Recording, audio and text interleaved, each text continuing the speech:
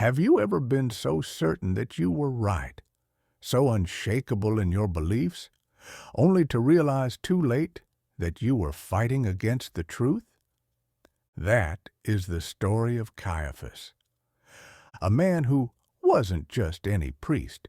He was the high priest of Israel, the most powerful religious figure of his time, the voice of the law, the guardian of the temple. And yet, when the Son of God stood before him, he called for his death. To this day, Jerusalem is a city of faith and prophecy, a place where people fight over the past, the present, and the future. It is the city where the prophet spoke, where the temple once stood, where Jesus walked, and where Caiaphas, a man of God, plotted to kill him. How does a man so devoted to God end up condemning him? How does a man so convinced of his righteousness become the villain of history? He thought he was defending Israel. He thought he was protecting God's people. But in reality, he was silencing the truth, and for over 2,000 years his name has been remembered not as a hero, but as a man who stood against the very God he claimed to serve.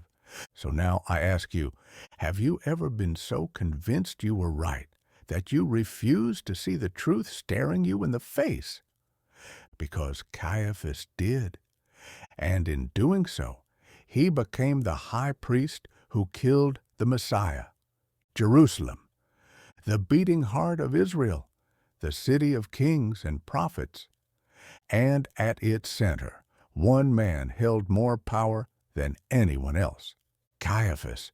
He was not just any priest. He was the high priest. He controlled the temple, the sacrifices, the traditions. He was the gatekeeper of God's law. The people feared him.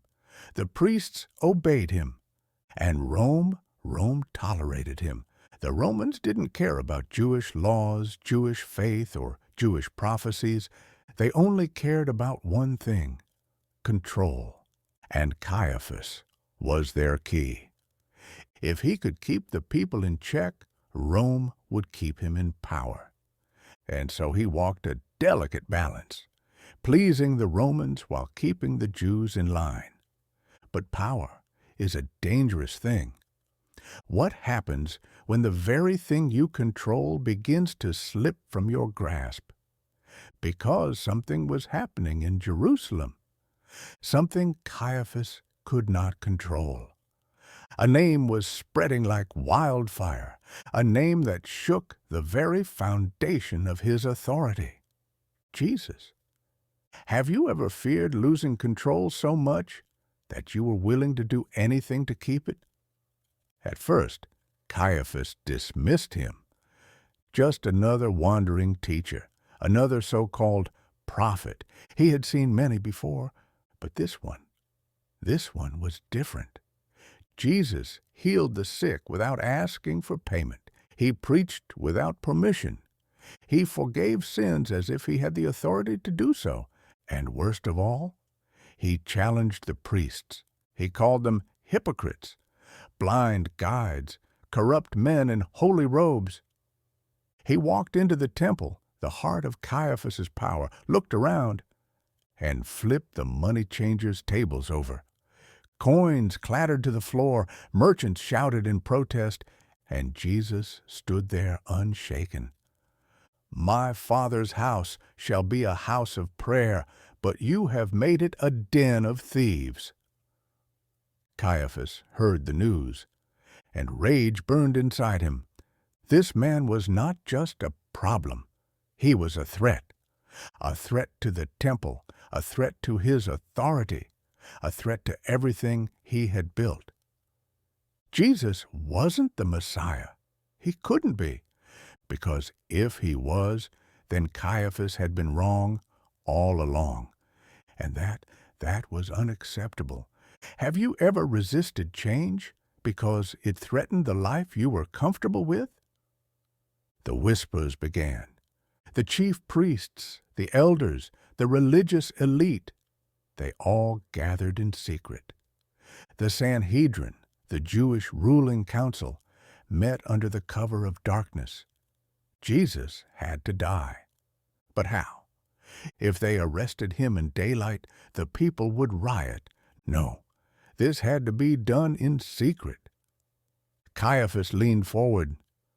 It is better for one man to die than for the whole nation to perish.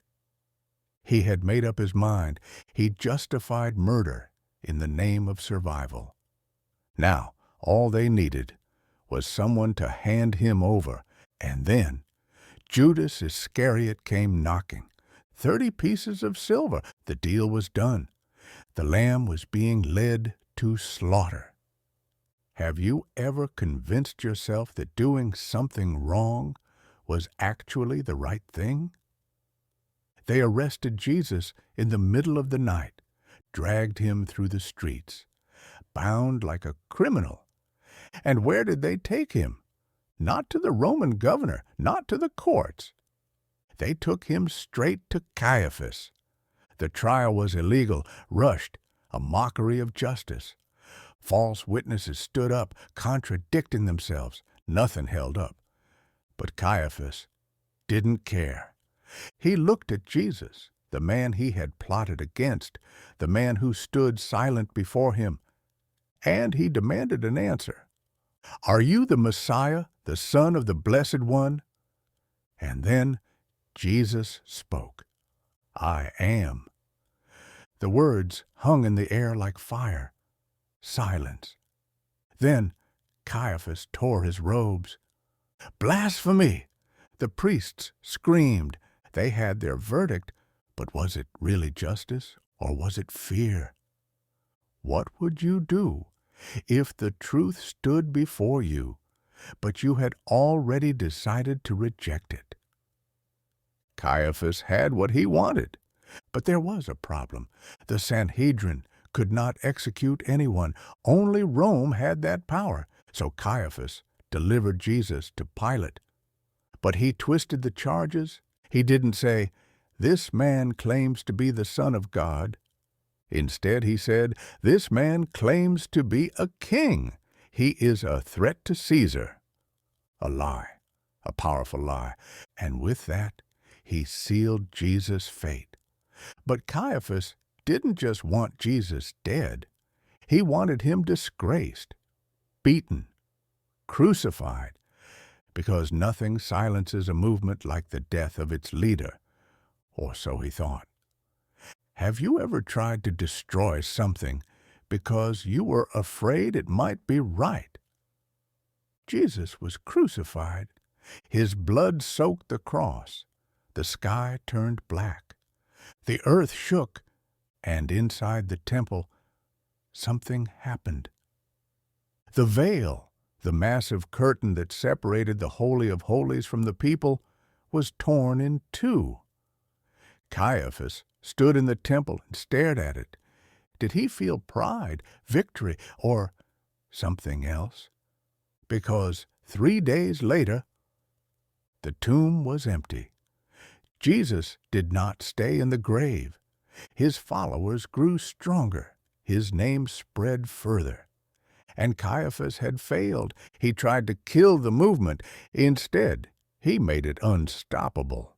He thought he was defending Israel. But in reality, he was fighting against God himself. And history? It does not remember him as a hero. He is the high priest who killed the Son of God, the man who thought he could silence the truth, and failed.